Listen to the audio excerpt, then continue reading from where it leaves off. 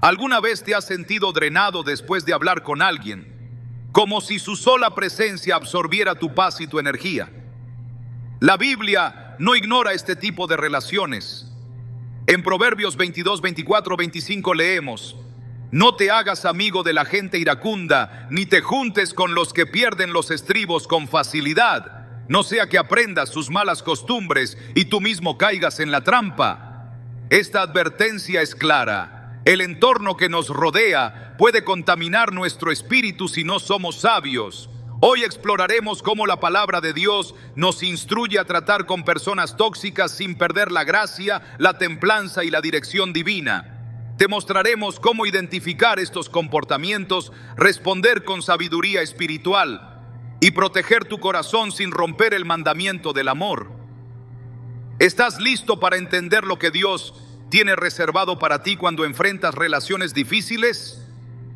Desde muy temprano en la vida, todos nos encontramos con personas que parecen caminar con una sombra invisible a su alrededor. Son aquellas que con una sola palabra pueden drenar nuestra energía, desorientar nuestra fe o sembrar confusión en nuestras emociones. A veces están muy cerca, en el trabajo, en la familia, incluso en la iglesia. No siempre son malintencionadas, pero sí consistentemente negativas, críticas o manipuladoras. ¿Cómo lidiamos con este tipo de personas sin caer en la condena, sin ser atrapados en el juicio, pero también sin permitir que su toxicidad invada nuestra paz? Esta es una de las tensiones más profundas que viven quienes desean caminar en obediencia a Dios, porque el Señor nos llama a amar, pero no a ser devorados. La clave está en desarrollar discernimiento espiritual. En Mateo 7:16, Jesús dice con total claridad: por sus frutos los conoceréis. Él no nos está llamando a juzgar el corazón de los demás, algo que solo Dios puede hacer, sino a observar con sabiduría los resultados de sus acciones, las consecuencias de sus palabras, el patrón de sus actitudes. Un árbol se conoce por el fruto que produce. Esta enseñanza es profundamente liberadora porque nos permite identificar la toxicidad sin que eso signifique dejar de amar, sin que eso implique caer en una actitud farisaica de superioridad espiritual. Es una invitación a mirar con los ojos del Espíritu, no desde el orgullo, sino desde la protección que nace del amor. Jesús mismo nos dio ejemplo de cómo interactuar con quienes manifestaban actitudes destructivas. No evitaba a los pecadores, pero tampoco se entregaba por completo a quienes no estaban dispuestos a cambiar. En Juan 2, 24, 25 se nos dice: pero Jesús no se fiaba de ellos, porque los conocía a todos, y no necesitaba que nadie le diera testimonio del hombre, pues él sabía lo que había en el hombre. Esta afirmación es asombrosa. Jesús, quien amó hasta dar su vida, también establecía un tipo de distancia espiritual con quienes aún no estaban preparados para recibirlo. Él discernía sin despreciar. Él observaba sin cerrarse al amor. Esta es la actitud que nos permite navegar en relaciones difíciles sin comprometer nuestro corazón. Conocer a una persona tóxica no significa necesariamente que sea un enemigo. A veces son personas heridas, personas que han desarrollado mecanismos de defensa tan intensos que terminan lastimando a otros sin darse cuenta. Pero ahí es donde el discernimiento bíblico entra como una brújula indispensable. En Proverbios 4:23 leemos: sobre toda cosa guardada, guarda tu corazón, porque de él mana la vida. Este versículo no es una sugerencia suave, es una instrucción firme. Guardar el corazón implica saber a quién le damos acceso a nuestras emociones, nuestras conversaciones, nuestro tiempo. No todas las personas están destinadas a caminar con nosotros en la misma intimidad espiritual. Muchos creyentes luchan porque sienten que amar significa permitir todo. Creen que decir no o poner distancia emocional es faltar al mandamiento de amar al prójimo. Pero ese es un error de interpretación. El amor bíblico no es permisividad. El amor de Dios es sabio, firme, compasivo, pero no ingenuo. En Efesios 5:11 Pablo nos instruye: no participen en las obras infructuosas de la oscuridad, sino más bien denúncienlas. Es una advertencia directa. Podemos reconocer el mal sin permitir que nos contamine. Podemos señalar lo destructivo sin perder la mansedumbre.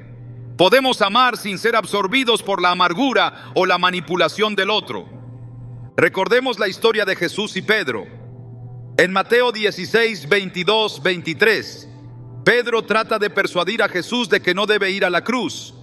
Pedro no tenía malas intenciones, pero sus palabras nacían de una lógica humana, no divina.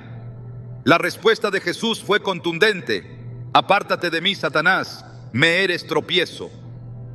Jesús no rechazó a Pedro como discípulo, pero sí confrontó la influencia que en ese momento venía de una fuente equivocada. Esto nos revela que incluso personas cercanas, personas que amamos, pueden temporalmente actuar como instrumentos de tropiezo si no están caminando en el mismo alineamiento espiritual. El discernimiento nos permite ver esto con claridad y responder con sabiduría, sin cerrar nuestro corazón, pero sí poniendo límites al espíritu que opera detrás. No siempre se trata de confrontar o de alejarse por completo. A veces, el discernimiento nos lleva a orar más, a callar cuando antes hablábamos, a observar en vez de reaccionar. En 1 Juan 4:1 se nos exhorta: amados, no creáis a todo espíritu, sino probad los espíritus si son de Dios, porque muchos falsos profetas han salido por el mundo. Este principio aplica no solo a predicadores, sino también a relaciones cotidianas. No todo consejo viene del cielo, no toda emoción proviene del Espíritu Santo, y no toda presencia en tu vida ha sido enviada por Dios. Algunas personas entran por una puerta que tú no cerraste a tiempo, y para cerrarla no necesitas violencia, solo necesitas luz. Cuando comienzas a pedir discernimiento en oración, algo cambia. Ya no ves las actitudes negativas como simples molestias, sino como señales espirituales. Esa persona que siempre desacredita tus logros, esa otra que constantemente siembra duda, la que te manipula con culpa espiritual o la que crea divisiones donde va, dejan de ser solo difíciles. Comienzas a ver los frutos, y si los frutos no son de paz, gozo, paciencia, benignidad, entonces no vienen del Espíritu Santo. Gálatas 5:22 nos da un estándar muy claro. El fruto del Espíritu es visible, y si no está presente, debemos tener cuidado con la influencia que estamos permitiendo. Una joven compartió una experiencia que ilustra esto de forma poderosa.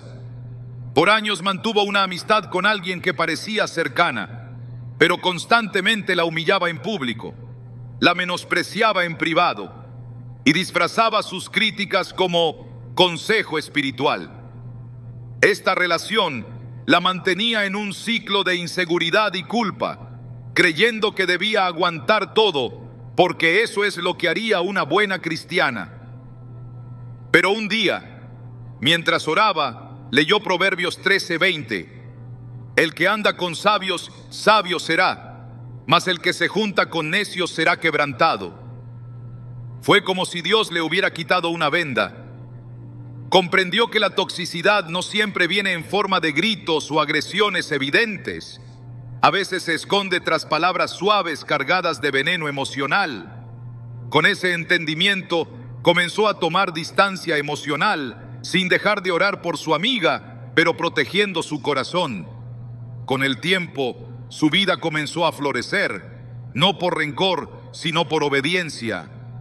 Muchos temen alejarse de relaciones dañinas porque creen que eso los convierte en malas personas. Pero Jesús nunca nos llamó a permanecer donde el alma muere. Él vino a darnos vida en abundancia, Juan 10:10, y eso incluye relaciones sanas, edificantes, impulsadas por el amor de Dios. Cuando permanecemos donde la destrucción emocional es constante, estamos deshonrando ese llamado a la plenitud. No se trata de rechazar, sino de redirigir el vínculo desde una posición de verdad.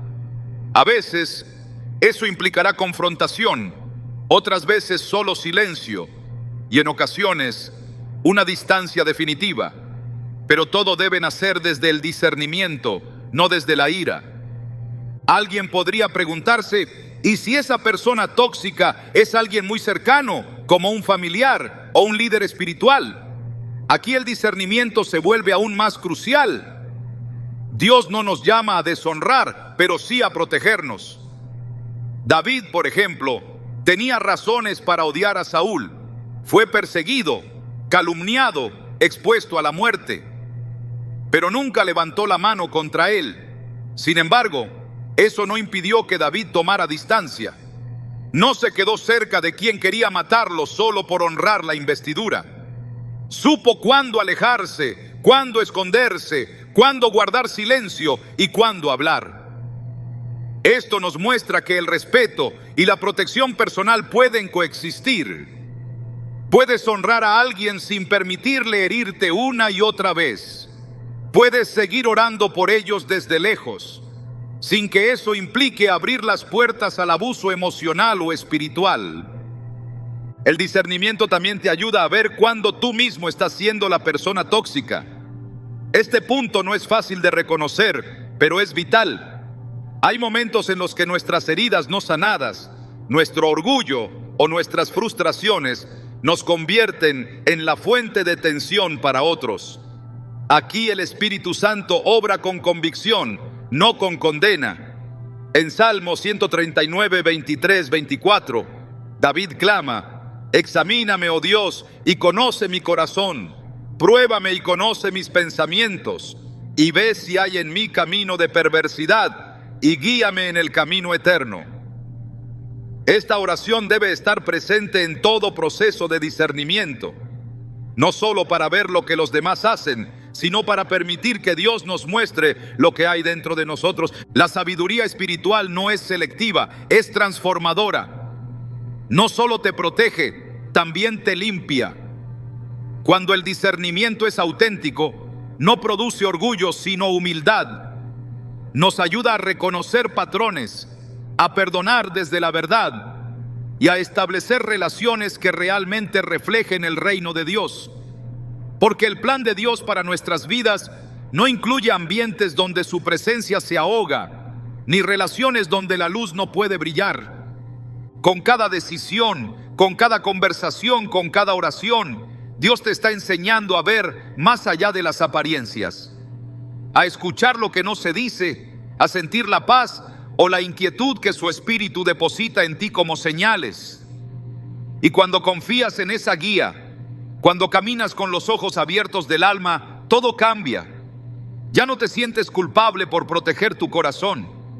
Ya no te saboteas por complacer a quienes no quieren cambiar.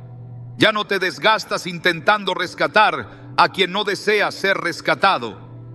Solo sigues adelante, con amor, con oración, con firmeza, sabiendo que el discernimiento no divide, sino que ordena. Y en ese orden encuentras vida. No todas las batallas se ganan con palabras. En ocasiones la mayor muestra de sabiduría es el silencio.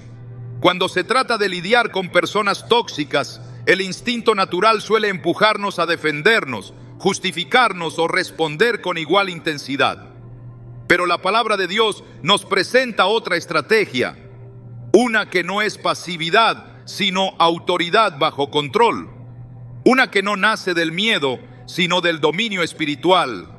En Isaías 30:15, el Señor declara: en descanso y en reposo seréis salvos, en quietud y en confianza estará vuestra fortaleza.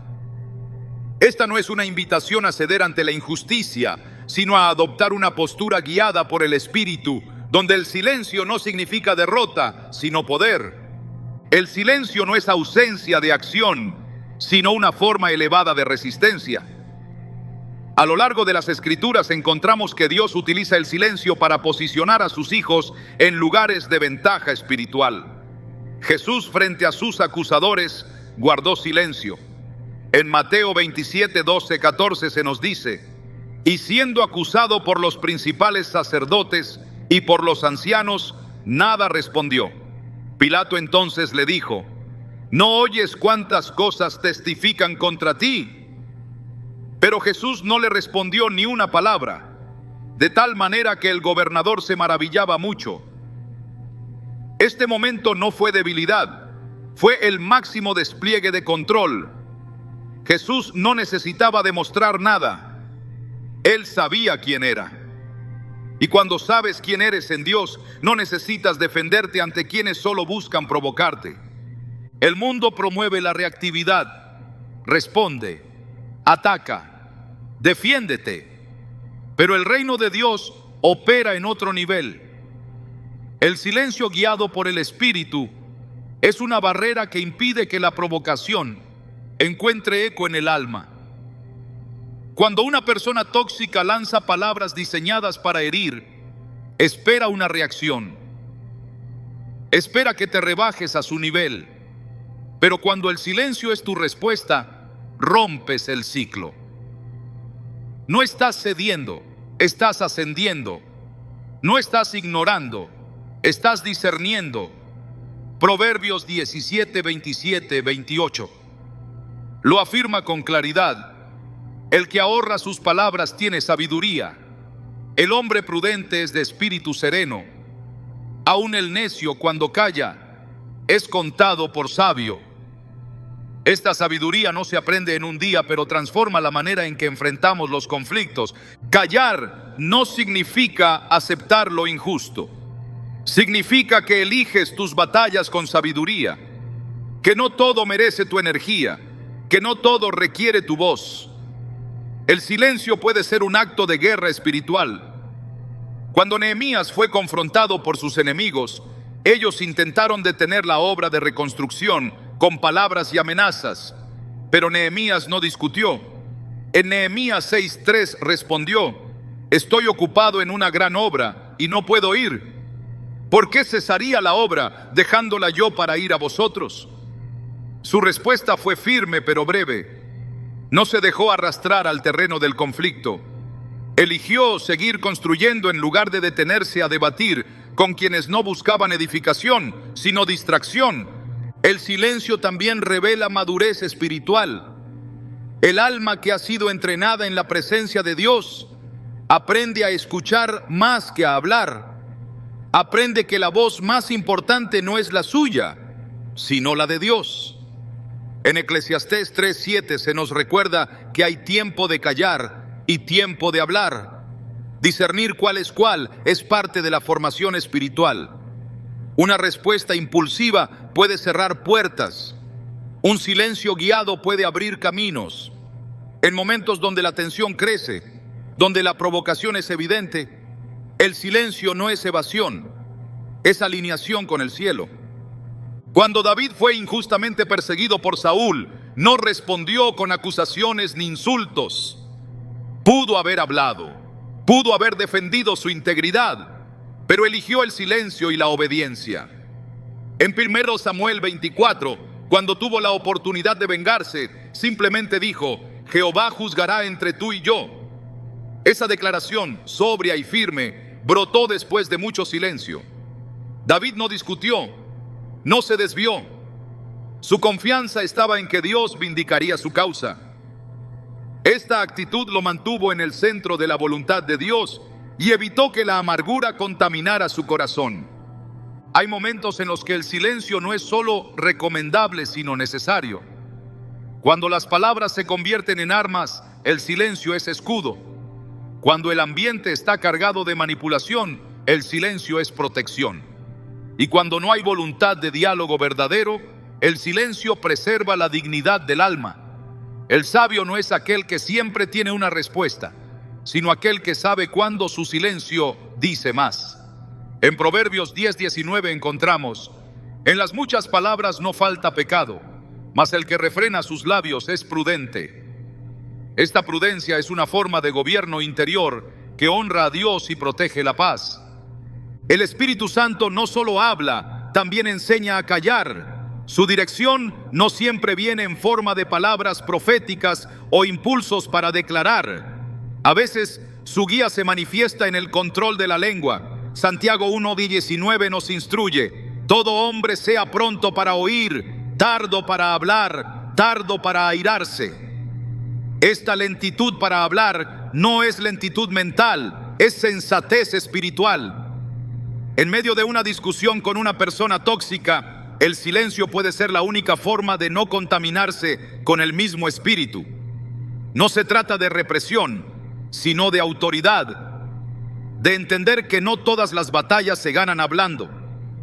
Cuando alguien cargado de crítica, burla o manipulación busca tu atención, tu silencio puede ser una declaración de independencia emocional. Al no responder, estás diciendo: no recibiré esta carga. Estás eligiendo la libertad por encima del ego. Estás escogiendo el reposo por encima del conflicto. En el libro de Éxodo, cuando el pueblo de Israel se enfrentaba al ejército de Faraón y el miedo era palpable, Moisés dijo algo que debe resonar en cada creyente que se siente acosado por la toxicidad de otros. Jehová peleará por vosotros y vosotros estaréis tranquilos. Éxodo 14:14. Esa tranquilidad no es resignación, es confianza absoluta en que Dios actúa mientras tú callas. El silencio no es siempre la respuesta final, pero sí puede ser el inicio de una intervención divina. Hay momentos en los que callar es sembrar la semilla de la paciencia, la semilla de la templanza, la semilla de la obediencia. Y a su tiempo, esa semilla dará fruto. Gálatas 6:9 nos anima: no nos cansemos, pues, de hacer bien, porque a su tiempo segaremos, si no desmayamos. A veces, hacer el bien es callar cuando se quiere gritar, es guardar la paz cuando el alma clama por justicia inmediata. Pero cuando esa paz se mantiene, Dios se encarga de lo demás. El mismo Jesús nos enseñó que la verdadera autoridad no siempre necesita ser verbalizada. En Marcos 4, cuando enfrentó la tormenta, su orden fue breve: calla, enmudece. Y el viento obedeció. Jesús no gritó, no explicó, no discutió con la naturaleza, solo dio una palabra de autoridad. Ese mismo principio se aplica cuando enfrentamos tormentas humanas. Hay momentos en que una palabra con autoridad es suficiente, pero antes de hablar hay que haber estado en silencio, porque solo el que sabe callar sabe cuándo hablar, y solo el que escucha la voz de Dios sabe cuándo levantar la suya. Callar ante el ataque no es ignorar la verdad, es permitir que la verdad hable sola, es confiar en que Dios ve más allá de las apariencias y actúa en los corazones. En el Salmo 37:7 se nos exhorta: guarda silencio ante Jehová y espera en Él. No te alteres con motivo del que prospera en su camino, por el hombre que hace maldades. Este versículo une dos elementos fundamentales: silencio y esperanza. No se trata solo de no hablar, sino de confiar activamente en que el bien prevalecerá. El silencio que nace de la fe no es vacío, está lleno de expectativa. Es un altar sin palabras, donde se ofrece la confianza como sacrificio vivo. No todas las personas tóxicas están listas para escuchar. Algunas solo buscan pelea, validación o drama. Y hablar con ellas puede ser como arrojar perlas a los cerdos, como lo advierte Mateo 7:6. No porque sean indignas del amor de Dios, sino porque no valoran la verdad en ese momento. En esos casos, el silencio es una forma de proteger lo sagrado, de evitar que la verdad sea pisoteada, de preservar la santidad de tu llamado y la dignidad de tu espíritu. El silencio también prepara el corazón para una intervención divina. Cuando callamos externamente, muchas veces comenzamos a escuchar internamente. En esa pausa, en ese espacio de no reacción, Dios susurra estrategias, dirige emociones, moldea intenciones. Es en el silencio que el alma se ordena, se estabiliza, se alinea. Y una vez que el interior está firme, las palabras que salgan serán palabras de vida, no de ira. En Colosenses 4:6 se nos enseña: sea vuestra palabra siempre con gracia, sazonada con sal, para que sepáis cómo debéis responder a cada uno. Pero para hablar con gracia, primero hay que escuchar con gracia. Y para escuchar con gracia, muchas veces hay que hacer silencio. A lo largo de toda la Escritura, El silencio no es descrito como debilidad, sino como señal de confianza. La confianza de quien sabe que Dios tiene la última palabra.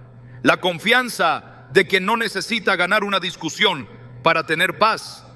La confianza de quien ya fue vindicado en lo secreto, aunque no sea entendido en lo público. En el reino, el silencio es una forma de adoración. Es decirle a Dios: tú eres mi defensa, tú eres mi juez, tú eres mi justicia. Cuando esta actitud habita el corazón, ninguna palabra tóxica logra penetrar, porque el alma está anclada en un nivel superior, en una paz que no depende de lo que otros digan o hagan. El llamado a guardar silencio no es una estrategia humana, es una enseñanza espiritual. Es una forma de operar en lo invisible, de moverse en el espíritu, de actuar con discernimiento. El silencio dirigido por Dios no te hace perder influencia, te eleva. No te debilita, te refuerza. No te deja sin voz, te conecta con la voz que realmente importa. Y una vez que esa voz habla, todo se alinea. Lo externo se somete a lo eterno, lo visible se rinde ante lo invisible, y el alma encuentra descanso, aún en medio del conflicto. El mandamiento de amar al prójimo nunca fue una invitación al agotamiento, ni una justificación para permitir el abuso emocional o espiritual. El amor según Dios no es ciego, tampoco es pasivo. Es un amor que edifica, que corrige, que pone límites cuando es necesario. En las relaciones con personas tóxicas, este principio se vuelve fundamental, no por orgullo ni por dureza de corazón, sino por obediencia a un Dios que también nos llama a cuidar de nuestra alma. En Marcos 12:31, Jesús dijo: amarás a tu prójimo como a ti mismo. Esta declaración no solo encierra el llamado a amar a otros, sino que también establece el estándar de ese amor, como a ti mismo. Esto implica cuidado, respeto, protección.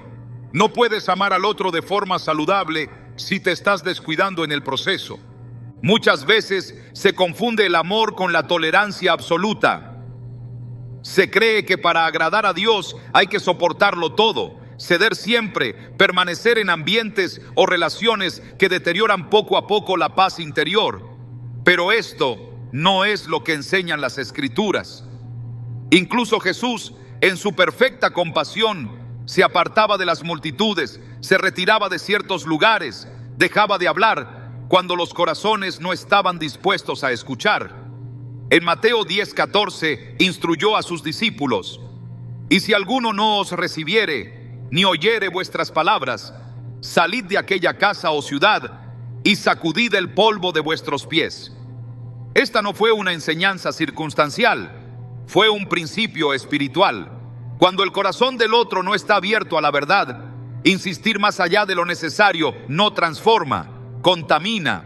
Poner límites no significa cortar el amor, significa canalizarlo correctamente. Un río sin cauce se desborda, una relación sin límites destruye. El alma necesita fronteras para poder florecer.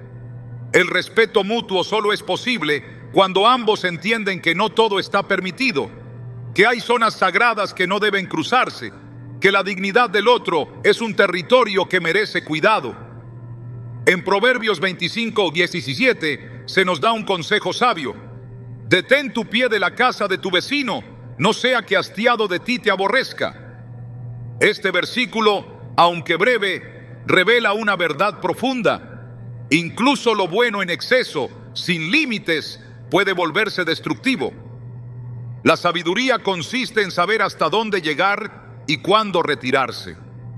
El amor que Dios nos enseña es un amor que no cede ante la manipulación, no se doblega ante el chantaje emocional, ni se diluye por la presión de agradar.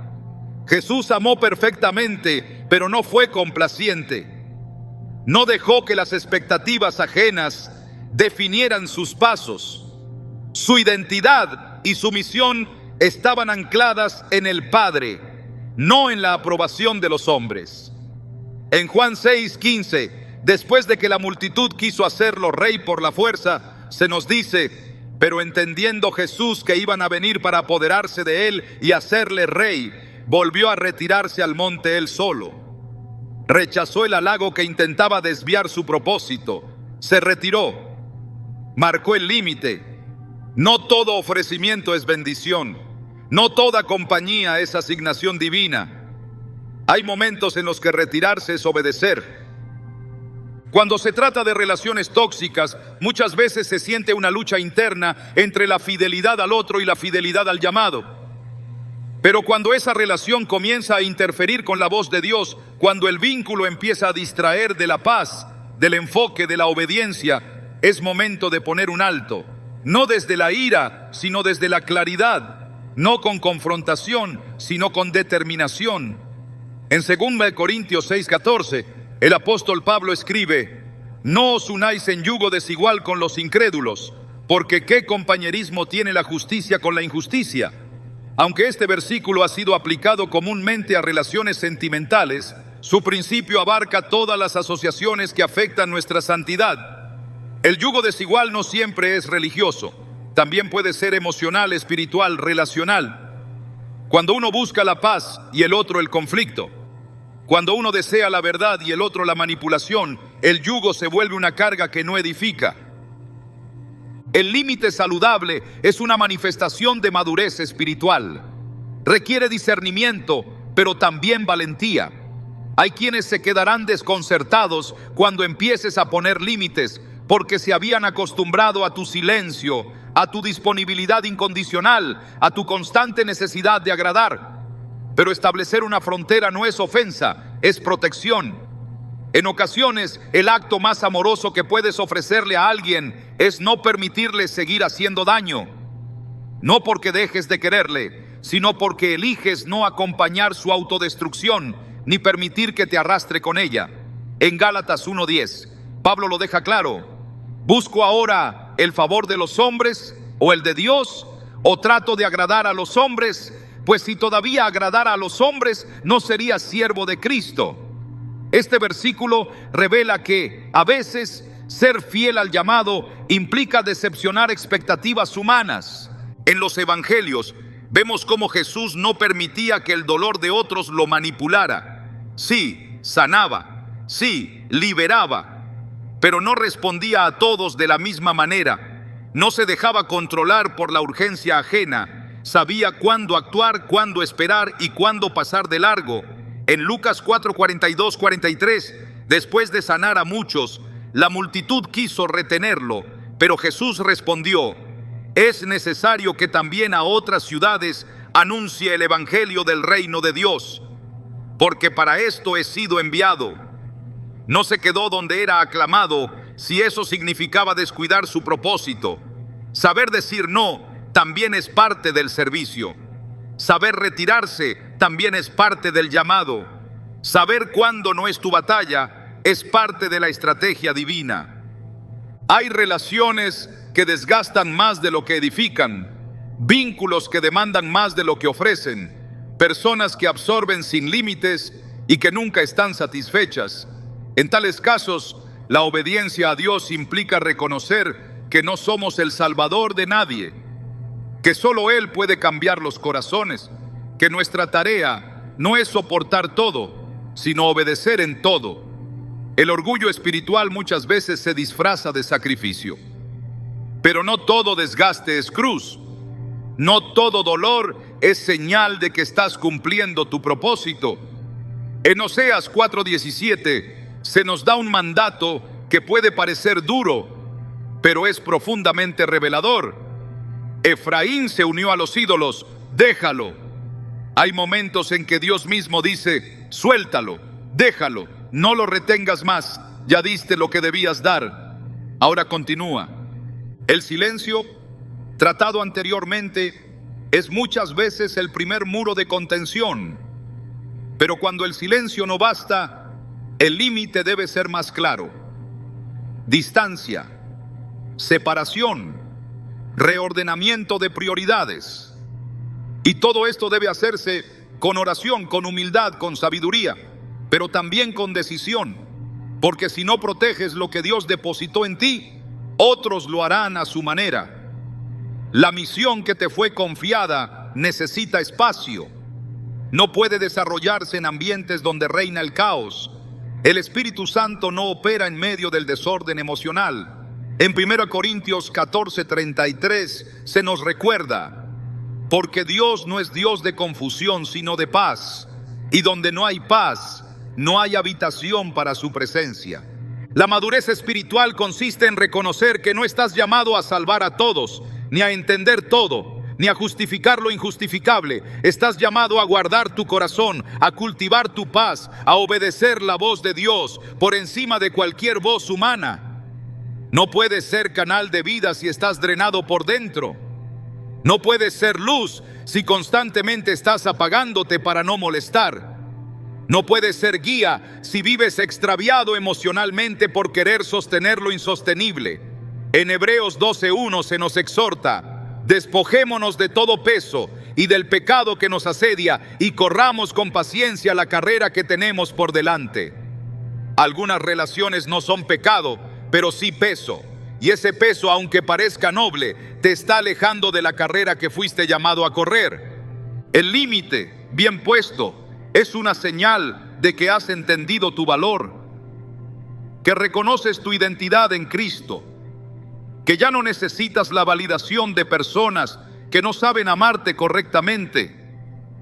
Es también una forma de decirle a Dios: confío en que tú puedes obrar en el corazón del otro sin que yo me destruya en el intento. Poner límites no es cerrar la puerta al amor, es abrir la puerta a un amor más sano, más sabio, más parecido al de Dios. Es decir, estoy disponible para lo que edifica, pero no para lo que corrompe. Estoy presente para lo que sana, pero no para lo que hiere sin intención de cambio. Cuando este principio se asienta en el corazón, las relaciones se ordenan, la energía espiritual se renueva, la voz de Dios vuelve a sonar con claridad y todo lo que parecía confusión comienza a disiparse, porque el alma, al ser protegida, se vuelve fértil, y donde hay fertilidad hay propósito, donde hay propósito hay dirección, y donde hay dirección hay paz. El límite no es el fin del amor, es la protección del llamado, y quien entiende esto empieza a caminar con una libertad que no depende de la aprobación humana, sino de la afirmación divina. Cuando las palabras no bastan, cuando la estrategia emocional fracasa, cuando el corazón se agota y las fuerzas flaquean, aún queda una herramienta que no puede ser tocada por la manipulación ni la toxicidad de los hombres: la oración. No como una rutina ni como una última opción, sino como un escudo invisible que protege, levanta y transforma desde un nivel que ningún argumento humano puede alcanzar. Lidiar con personas tóxicas no siempre requiere confrontación. A veces, lo único que se necesita es arrodillarse en lo secreto y desde allí provocar una reacción en lo eterno. La oración no solo cambia circunstancias, cambia atmósferas. Cuando un ambiente está cargado de hostilidad, cuando el conflicto se repite con la misma intensidad, cuando las palabras ya no producen fruto, es señal de que es tiempo de pelear en otro terreno. Efesios 6:12 lo expresa con una claridad ineludible: porque no tenemos lucha contra sangre y carne, sino contra principados, contra potestades, contra los gobernadores de las tinieblas de este siglo. Esta declaración no es simbólica, es literal. Detrás de muchas actitudes destructivas, detrás de rostros familiares y palabras hirientes, hay influencias espirituales que buscan desestabilizar tu llamado, robar tu paz, desviar tu enfoque. Por eso la oración no es un escape, es una respuesta armada con poder. El creyente que ora se vuelve inaccesible al veneno del conflicto, no porque lo ignore, sino porque ha aprendido a responder desde el espíritu y no desde la carne. La oración actúa como una barrera de protección invisible. No impide que la crítica llegue, pero la neutraliza. No elimina la tensión, pero impide que se filtre en el alma. Salmo 91:1 lo define con majestuosidad. El que habita al abrigo del Altísimo morará bajo la sombra del Omnipotente. Ese abrigo no es una metáfora poética, es una realidad espiritual disponible para quienes hacen de la oración su refugio constante. La sombra del Altísimo no cubre al que reacciona desde el impulso, sino al que se esconde en la intercesión. La oración también transforma al intercesor. No se trata solo de orar por la persona tóxica, sino de permitir que el Espíritu Santo transforme el corazón del que ora. Muchos conflictos se prolongan porque ambas partes están encerradas en sus argumentos. Pero quien ora con sinceridad comienza a ver más allá del comportamiento del otro. Comienza a discernir raíces, heridas, cadenas invisibles. No justifica, pero entiende. No excusa, pero intercede. En Romanos 8:26 se nos recuerda: el Espíritu mismo intercede por nosotros con gemidos indecibles. Esa intercesión no se limita a nuestras peticiones personales, también abarca las relaciones que nos desafían, las personas que nos desgastan, los vínculos que parecen imposibles de restaurar. La oración te alinea con la perspectiva del cielo y desde esa altura todo se ve distinto. Orar por alguien tóxico no significa mantener el vínculo sin discernimiento. Significa que decides batallar espiritualmente en lugar de contaminarte emocionalmente. Significa que renuncias a la necesidad de tener la razón para abrazar la necesidad de la redención. Y eso no te debilita, te posiciona. Porque mientras otros se desgastan en discusiones sin fruto, tú decides pelear en lo invisible, donde las verdaderas cadenas se rompen. En 2 Corintios 10:4 se afirma: porque las armas de nuestra milicia no son carnales, sino poderosas en Dios para la destrucción de fortalezas. Esa destrucción no siempre se ve de inmediato, pero siempre ocurre. Cada oración es un golpe contra una muralla. Cada intercesión es un paso hacia la libertad. La oración, además, preserva el corazón del que ora. Las personas tóxicas tienen el potencial de contaminar no solo por lo que dicen o hacen, sino por lo que provocan dentro del otro: resentimiento, frustración, deseos de venganza. Pero la oración purifica. Salmo 51:10 clama: crea en mí, oh Dios, un corazón limpio y renueva un espíritu recto dentro de mí. Ese clamor es vital cuando se está expuesto a relaciones desgastantes. Porque no basta con evitar la pelea externa, es necesario evitar la infección interna. Y eso solo se logra cuando el corazón se mantiene en comunión con Dios, cuando cada herida es llevada a su presencia antes de que se convierta en raíz de amargura. Hay momentos en los que el conflicto llega a niveles que ya no se pueden resolver con diálogo. Cuando las palabras del otro son repetitivas, vacías de intención verdadera de cambio. Cuando la relación se ha convertido en un campo de desgaste continuo. En esos casos, la oración ya no es una opción complementaria, sino la única respuesta viable. Jesús, incluso en la cruz, elevó una oración por aquellos que lo herían: Padre, perdónalos, porque no saben lo que hacen. Lucas 23:34. No hubo justificación, pero sí intercesión. No hubo acuerdo con el mal, pero sí entrega del dolor al Padre. Esa es la cumbre de la madurez espiritual: orar cuando el alma quisiera retirarse. Interceder cuando el cuerpo tiembla por la injusticia. Presentar el dolor no como excusa para cerrarse, sino como semilla de redención. El poder de la oración también reside en su capacidad de romper ciclos repetitivos. Cuando un patrón destructivo se repite, cuando la toxicidad se convierte en una dinámica instalada, es señal de que hay una fortaleza espiritual detrás. Y esas fortalezas no se derriban con argumentos humanos, sino con oración insistente, con ayuno si es necesario, con clamor constante. En Lucas 18, Jesús cuenta la parábola de la viuda persistente. Aunque se trataba de un juez injusto, su insistencia logró mover el corazón del juez. ¿Cuánto más podrá hacer la oración de un justo delante del juez de toda la tierra? Santiago 5:16 lo declara sin ambigüedad. La oración eficaz del justo puede mucho. Puede calmar tempestades, puede abrir entendimiento, puede suavizar corazones endurecidos, puede traer paz donde había contienda. No siempre se verá el resultado de inmediato. No todas las oraciones traerán cambios visibles en el otro, pero siempre provocarán cambios en el orante. Y eso ya es una victoria, porque la oración que nace del Espíritu no busca controlar, busca liberar, no impone, transforma, no exige, intercede. Y quien ora se convierte en canal de la voluntad de Dios, no en instrumento de su propia agenda.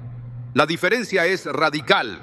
Un corazón que ora deja de ser víctima del entorno para convertirse en arquitecto del cambio espiritual, no por su fuerza, sino por su rendición.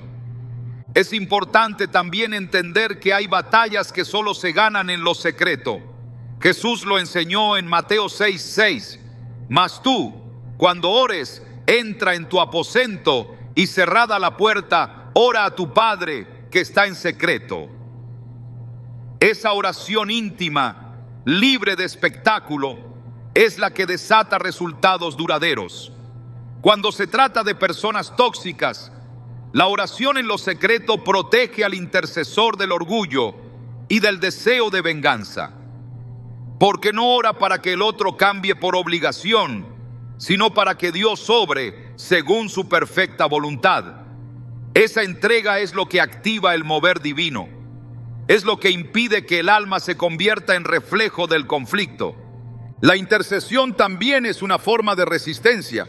Es la manera más poderosa de decir: no me rendiré al odio, no permitiré que el mal me transforme en su imagen. Romanos 12:21 lo resume con autoridad. No seas vencido de lo malo, sino vence con el bien el mal. Y orar por quienes te lastiman es la máxima expresión de ese bien. Es el acto más subversivo contra la naturaleza caída. Es luz pura en medio de tinieblas densas. Es una declaración al cielo y al infierno de que eliges caminar en el Espíritu, aunque todo en la carne clame por otra cosa. La oración también redefine las expectativas. Cuando se ora por una persona tóxica, se aprende a soltar el control, a confiar en los tiempos de Dios, a dejar de exigir cambios inmediatos, a discernir cuándo es tiempo de continuar y cuándo es tiempo de soltar. El alma que ora desarrolla sensibilidad, aprende a escuchar no solo lo que se dice, sino lo que el Espíritu está marcando, y a veces la oración te prepara para un cierre, te entrena para una despedida, te fortalece para una separación necesaria, porque no toda relación que empieza contigo debe terminar contigo. Algunas conexiones solo duran lo suficiente para cumplir un propósito. Y discernirlo solo es posible cuando el corazón está rendido en oración. El creyente que convierte la oración en su escudo no vive a la defensiva, vive en autoridad, no reacciona, actúa, no se deja arrastrar, permanece firme, no se contamina, se consagra. Y esa vida de oración no lo aísla del mundo, lo posiciona en el mundo como una luz inextinguible. En Mateo 5:14, Jesús dijo: vosotros sois la luz del mundo. Una ciudad asentada sobre un monte no se puede esconder, pero esa luz necesita un aceite constante, y ese aceite se obtiene en la presencia, en la oración que nadie ve, en el altar invisible del alma rendida. No importa cuán compleja sea la relación, no importa cuán profunda sea la herida, la oración sigue siendo suficiente. No como una fórmula mágica, sino como un camino sagrado. El alma que ora no pierde el rumbo, porque en cada clamor, en cada suspiro, en cada silencio lleno de fe, se está edificando algo eterno. Se está provocando un movimiento que va más allá del entendimiento humano. Se está invocando la intervención del cielo sobre realidades que parecen inamovibles. Cuando todo lo demás falle, ora. Cuando no sepas qué decir, ora. Cuando sientas que ya no puedes más, ora. No por costumbre, no por religiosidad, Ora porque es tu única conexión directa con el Dios que todo lo puede. Ora porque ahí reside tu fuerza. Ora porque ese lugar secreto es tu escudo, tu refugio, tu torre fuerte. La oración no siempre cambiará a los demás, pero siempre te fortalecerá a ti. Y cuando tú estás fortalecido en lo secreto, nada externo tiene el poder de derrotarte. Cuando el alma es herida, lo primero que surge es el impulso de devolver el golpe. La carne clama por justicia inmediata, por una respuesta que restablezca el equilibrio de poder, que demuestre que no se es débil, que nadie puede pasar por encima sin consecuencias. Pero el camino del espíritu se traza por líneas más altas, por principios que no buscan venganza, sino transformación. La Biblia no solo enseña a resistir el mal, sino a superarlo desde una posición de autoridad espiritual, no desde la emoción reactiva. En Romanos 12, 17, 21, el apóstol Pablo traza una directriz que desafía toda lógica humana. No paguéis a nadie mal por mal. Procurad lo bueno delante de todos los hombres. No seas vencido de lo malo, sino vence con el bien el mal. Responder con bien ante el mal no es sinónimo de debilidad. Es señal de madurez, de dominio propio, de gobierno del espíritu sobre los impulsos de la carne. Es una declaración interna que dice: no voy a permitir que el comportamiento de otro determine mi carácter. No voy a permitir que la oscuridad ajena apague la luz que Dios ha encendido en mí. Porque quien responde desde el mismo nivel del agresor ha sido arrastrado fuera de su posición espiritual, pero quien decide actuar desde lo alto permanece firme, y esa firmeza tiene poder para quebrar ciclos de amargura, de rivalidad, de destrucción. Jesús en el Sermón del Monte dejó claro que su llamado no era a la venganza, sino a un estándar completamente diferente. En Mateo 5, 38, 39 dijo: oísteis que fue dicho, ojo por ojo y diente por diente. Pero yo os digo, no resistáis al que es malo. Antes, a cualquiera que te hiera en la mejilla derecha, vuélvele también la otra. Estas palabras han sido interpretadas erróneamente como una invitación a la pasividad, pero en realidad son una estrategia de autoridad espiritual. Porque el que no reacciona desde la herida se mantiene libre, y el que permanece libre permanece en el poder del reino. Hay una diferencia sustancial entre tolerar y responder desde el espíritu. Tolerar en silencio sin sanar muchas veces alimenta resentimiento oculto, pero actuar desde el espíritu implica reconocer el dolor, presentarlo ante Dios y decidir conscientemente no permitir que ese dolor se transforme en raíz. Es una decisión activa, no pasiva. Es un acto de guerra espiritual.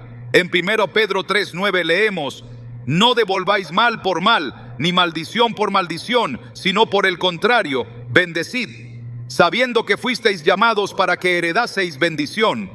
La bendición no se hereda desde la venganza, sino desde la obediencia.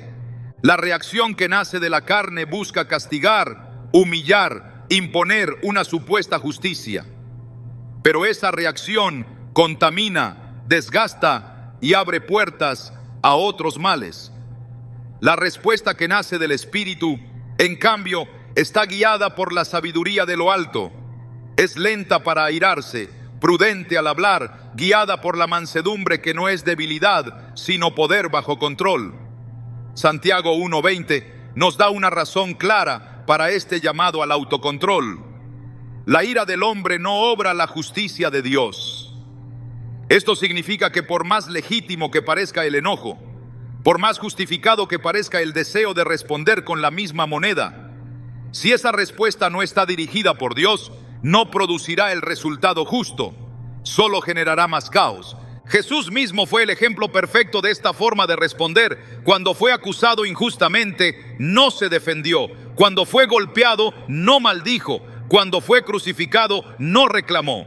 En 1 Pedro 2:23 se resume así: quien cuando le maldecían, no respondía con maldición. Cuando padecía, no amenazaba, sino encomendaba la causa al que juzga justamente. Esa entrega de la causa a Dios es la clave para vivir por el Espíritu, porque confiar en la justicia divina libera al alma del peso de hacer justicia por mano propia. Esa confianza no nace de la indiferencia, sino de la certeza de que el cielo ve, escucha y actúa en su tiempo. En ocasiones, quien actúa desde la carne se siente temporalmente victorioso. Ha dicho lo que sentía, ha devuelto la herida, ha restablecido el equilibrio. Pero esa victoria es hueca, dura poco, porque la semilla que deja en el alma es amarga. Se ha reaccionado, pero no se ha vencido. La verdadera victoria ocurre cuando, frente a la provocación, el alma permanece en reposo. Cuando, frente al ataque, la lengua no se desata en ira. Cuando, frente al desprecio, se elige la dignidad de callar o responder con gracia.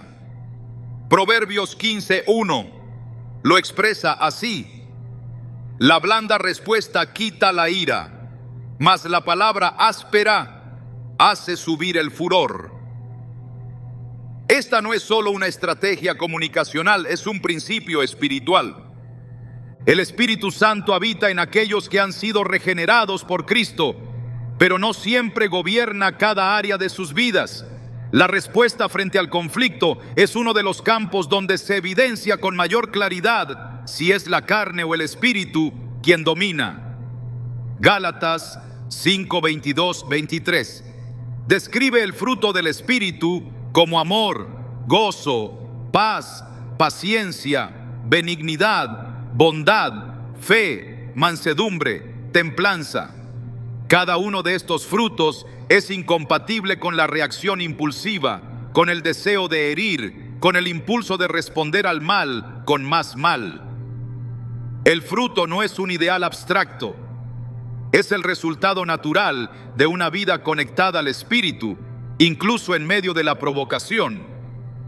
Quien ha decidido caminar por el camino angosto entiende que no está llamado a reaccionar como los demás. Está llamado a ser sal y luz, aún en entornos contaminados por la amargura, la envidia o la manipulación. Y eso solo es posible cuando la raíz del alma está conectada a la fuente correcta. En Jeremías 17:7-8 se describe al hombre que confía en Dios como un árbol plantado junto a las aguas, que extiende sus raíces hacia la corriente y no teme cuando viene el calor. Esa imagen es la descripción exacta del creyente que no responde desde la carne. Su fuente no es la emoción, es la presencia de Dios. Su alimento no es la necesidad de demostrar fuerza, sino la obediencia que honra al Padre. El reino de Dios no avanza por medio del conflicto humano, sino por la paz que sobrepasa todo entendimiento. Filipenses 4:7 promete que esa paz guardará nuestros corazones y nuestros pensamientos en Cristo Jesús. Esa protección interior es la muralla que impide que el mal del otro penetre y se reproduzca dentro de nosotros. Cuando alguien se convierte en un canal de toxicidad, su objetivo muchas veces no es solo herir, sino contaminar.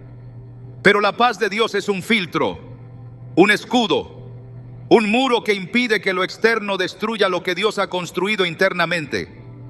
El llamado a no devolver mal por mal no es una renuncia a la justicia, sino una entrega de esa justicia a Dios. Es una forma de decir: no me haré juez porque ya tengo uno. Es confiar en que el mismo Dios que te llamó te defenderá. Y cuando Él defiende, lo hace sin error, sin exceso, sin omisión. Su justicia no solo restaura, también exalta. En Isaías 54:17 se declara: ninguna arma forjada contra ti prosperará, y condenarás toda lengua que se levante contra ti en juicio. Esta promesa no requiere tu respuesta agresiva, requiere tu permanencia en el Espíritu. Responder con bien ante el mal es una decisión diaria, no es un acto aislado, es una forma de vida. Una manera de decir con hechos que Cristo realmente vive en ti, porque solo Él puede producir ese tipo de respuesta en un corazón humano. Solo su presencia puede mantenerte en paz cuando la presión aumenta. Solo su palabra puede guiarte cuando todo dentro de ti quiere romper el silencio con dureza. En Juan 14:27, Jesús dejó una promesa que se convierte en ancla en medio del conflicto. La paz os dejo, mi paz os doy. Yo no os la doy como el mundo la da. Esa paz no es la ausencia de conflicto, es la presencia de Cristo en medio de él. El mundo espera reacción, espera revancha, espera gritos, empujones, rupturas. Pero el reino se manifiesta cuando el creyente elige un camino distinto. Cuando en lugar de apagar el fuego con más fuego, lo apaga con agua viva. Cuando en lugar de maldecir, bendice. Cuando en lugar de vengarse, ora. Cuando en lugar de rendirse a la carne, permanece en el espíritu. Esa elección no es siempre fácil, pero es el único camino que produce fruto duradero, y ese fruto testifica incluso cuando las palabras no han sido pronunciadas.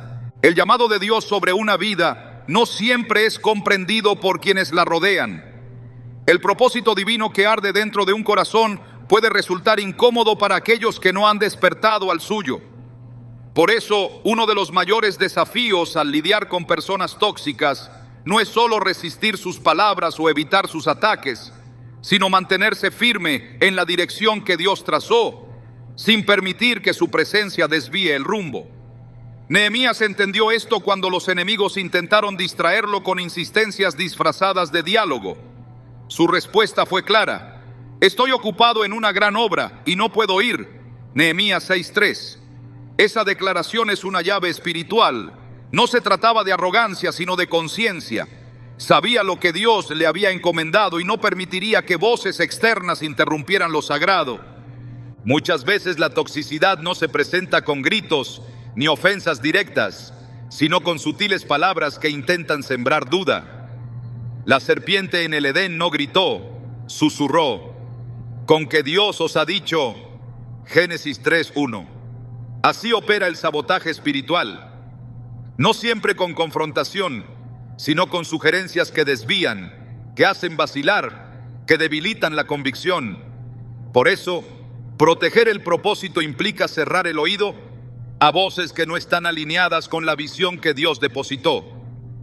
Jesús mismo enfrentó este tipo de distracción cuando Pedro, con buenas intenciones, intentó disuadirlo del camino a la cruz. Su respuesta fue inmediata: apártate de mí, Satanás, me eres tropiezo.